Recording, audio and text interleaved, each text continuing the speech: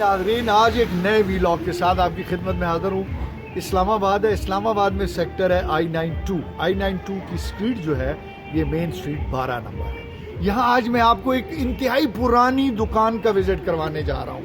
ये वो दुकान है जिससे ज़िंदगी भर आपका वास्ता पड़ता रहता है। आप हमेशा जब भी आपके घर में बिजली ना हो, मसले हो, पानी ना हो, आपकी वॉशिंग मशीन सही तरीके से काम ना कर रही हो, तो आप हमेशा उस दुकान पे जाते हैं। आज मैं उस दुकान पे जा रहा हूँ। जब से मैं इस्लामाबाद आया हूँ तब से मैं इस शॉप को देख रहा हूँ। अब्बासी ड्राई क्लीनर्स के नाम से है और अमाद अब्बासी साहब इस दुकान को चलाते हैं। ये बहुत बड़ी दुकान नहीं है, लेकिन इसमें काम बहुत ज़्यादा है। आइए मैं आपको लेके चलता हूँ जनाब अमाद अब्बासी साहब के पास। अस्सलाम वालेकुम। अच्छा नादरीन, मैं थोड़ी सी हिंदुओं में बात करूँगा क्योंकि अमाद अब्बासी साहब का जो तल्लक है वो हज़ारा से है, एबटाबाद से है और बड़े टाइम से वो यहाँ पर है। अमाद भाई क्या हाल है? सोना थोड़ा ऊंचा बोल। अमाद भाई कितना अरसा हो गया इधर कम कर दे? 20 साल हो गए। 20 साल हो गए। अच्छा, इन 20 सालों के बीच तुसा ने माशाअल्लाह मैं देखिया यार जी छोटा जिहा सेटअप है ते उस तो शुरू किया हुण माशाअल्लाह काफ़ी कम वधे है या टेंशन वधी है? मेहनत की थी ज़्यादा जिसको समझे नहीं। अच्छा कम अल्हम्दुलिल्लाह ताला शुक्र है जितनी मेहनत करो अल्लाह पाक उतना दे देगा। अच्छा, सिर्फ तुसा के मतलब ड्राई क्लीनिंग दे विच तुसा खाली कपड़े शपड़े ही जेडे नो करदे हो या बाकी चीज़ें भी मैं कोई एक्स्ट्रा एक देखा है कि कम्बल और बाकी सारी चीज़ ड्राई क्लीनिंग जो चीज़ें हैं कारपेट्स कर दिया। रेट बहुत ज़्यादा हो गए तुसा ने ना? महंगाई का देख नहीं, महंगाई की गल नहीं। देखो अमाद भाई जड़े ना जी बहुत ज़्यादा गुजारा करते हैं, कोई ऐसी गल नहीं। लेकिन अमाद भाई एक तो पता नहीं ये कैमरा लगे तुसा दी आवाज़ ही तला चली गई। थोड़ा ऊंचा बोलो तुसी। मैं दसो कि पहले तुसा एक जड़ा है सूट दा मेरे याद है इस्त्री दा तुसी कहंदे हो 15 तो 20 रुपए, हुण जड़ा है वो 100 रुपए तो उत्ते हो गया। वजह पहले जब कम असीं स्टार्ट किया उस टाइम तो लाई दे असन लेंदे असीं 12 रुपए। अच्छा, धो के प्रेस करके 12 रुपए रेट से हूँ खाली इस्त्री का 70 तो 100 रुपए रेट हो गए। इस तरह बिजली हर चीज़ बढ़ गई। अच्छा, ते ये जड़ी इस्त्री तुसा इस्तेमाल करते हो ये आम बिजली खाती है या ज़्यादा बिजली? नहीं, ये 2000 वाट पहली मंडी क्या होता है। अच्छा, ये यानी सब तो यानी जिस आतन के हैवी इस्त्री है ते बिल तकरीबन कितना आ जाता है तुसा दा? बिल तकरीबन 3 तो 40 हज़ार तक तकरीबन। 3 तो 40 हज़ार। तो इसका मतलब है कम से कम 7-8 लाख तो तुसा कमाते हो सो? नहीं, साल च नहीं, महीने का तकरीबन कितना? कोई मैं कोई टैक्स वाला थोड़ी है जी। बस अल्हम्दुलिल्लाह निज़ाम चलता है। अच्छा, अल्हम्दुलिल्लाह। अल्हम्दुलिल्लाह।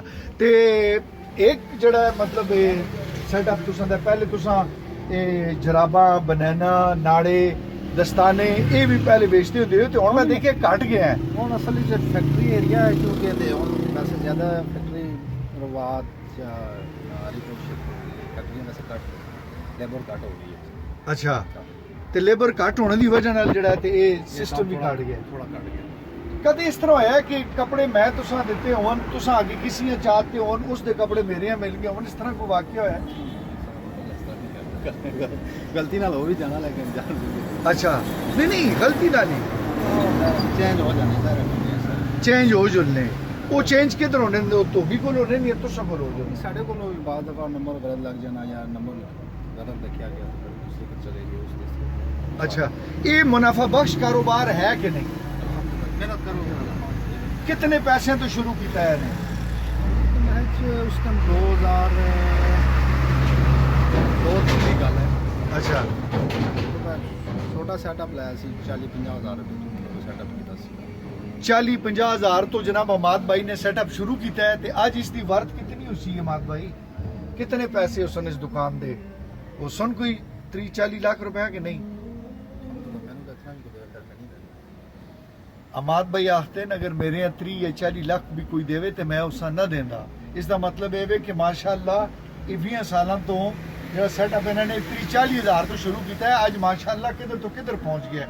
अमाद भाई मेरे यहाँ दसो कि अपना इधर इस्लामाबाद के बीच रह के इस दुकान का शुरू किराया किया है तो हुण के शुरू जिस टाइम लिया तकरीबन ऐसी कोई 1500 रुपया 1500 रुपये महीना 1500 रुपये अच्छा तकरीबन आया कोई 18,000 ਦਾ 1500 रुपया ਹੁਣ 18000 ਹੈ ਅਮਾਦ ਭਾਈ ਹੁਣ ਵੀ ਕਹਿੰਦੇ ਨੇ ਠੀਕ ਹੈ ਮੈਂ ਦੇਂਦਾ ਨਾ ਇਹ ਦੁਕਾਨ ਇਹ ਨਾਲ ਮੈਂ ਦੇਖਿਆ ਨਾਲ ਇਹ ਕੋਈ ਟਾਇਰ ਪੰਚਰ ਤੇ ਸਾਰਾ ਸਿਸਟਮ ਨਿਜ਼ਾਮ ਵੀ ਸ਼ੁਰੂ ਕੀਤੀ ਹੈ ਨਹੀਂ ਇਹ ਕਿਵੇਂ ਇਹ ਬਸ ਆਵਾਮ ਨੂੰ ਖਿਦਮਤ ਵਾਸਤੇ ਕੰਮ ਬਣਾ ਰਿਹਾ ਗੱਡੀ ਆਵਾਮ ਆ ਰਿਹਾ ਕਿਸੇ ਦੀ ਚਾਹੇ ਸੈਂਟਰ ਪੰਚਰ ਹੋ ਗਿਆ ਰਸਤੇ ਖਿਦਮਤ ਵਾਸਤੇ ਨਹੀਂ ਰੇਟ ਛੇੜੇ ਨਹੀਂ ਕਿ ਕੋਣੇ ਵਾਸਤੇ ਬੈਠੇ ਤੇ ਚਾਰੇ पे दे जावे नहीं तो सामने आप और की ਹਾਂ ਨਹੀਂ ਤੇ ਰੇਟ ਹੀ 20 ਰੁਪਏ ਅਮਾਦ ਭਾਈ ਕੀ ਕਰਦੇ कितने जाए कितने चली ਅੱਛਾ ਇਹ ਮਸ਼ੀਨ ਕਿੰਨੇ ਦੀ ਆ ਜੂਗੀ ਜਿਹੜੀ ਇਹ ਤੁਸੀਂ ਨੇ ਕੁਐਸਚਨ ये उस दिन पहले ਲਈ ਸੀ ਸਰ 70000 ਰੁਪਏ ਦੀ ਅੱਛਾ 2014 ਤੇ ਹੁਣ ਕਿੰਨੇ ਦੀ ਹੋਗੀ 1,85,000 ਮਤਲਬ ਇਹ 70000 ਰੁਪਏ ਜਿਹੜਾ ਤੁਸੀਂ ਮਹੀਨੇ ਦਾ 20-25-30000 ਰੁਪਏ ਦਿੰਦਾ ਹੈ ਅਲਹਮਦੁਲਿਲਾ ਨਿਜ਼ਾਮ ਚੱਲਦਾ अल्हम्दुलिल्लाह निज़ाम चलता है कूलर रखे हैं लोगों को पानी पिलाने वास्ते ख़वातीन हज़रात मैं कि आज का जो व्लॉग है ये इतना ही काफ़ी है हमाद भाई जो हैं इनसे गुफ्तगू होती रहेगी इनको मैं 20 साल से देख रहा हूँ आता हूँ जाता हूँ गुफ्तगू होती है तो आज इनके साथ थोड़ी सी गुफ्तगू हुई है तो इंशाअल्लाह ताला नेक्स्ट व्लॉग जो होगा उसमें आपके साथ मुलाकात कहीं और होगी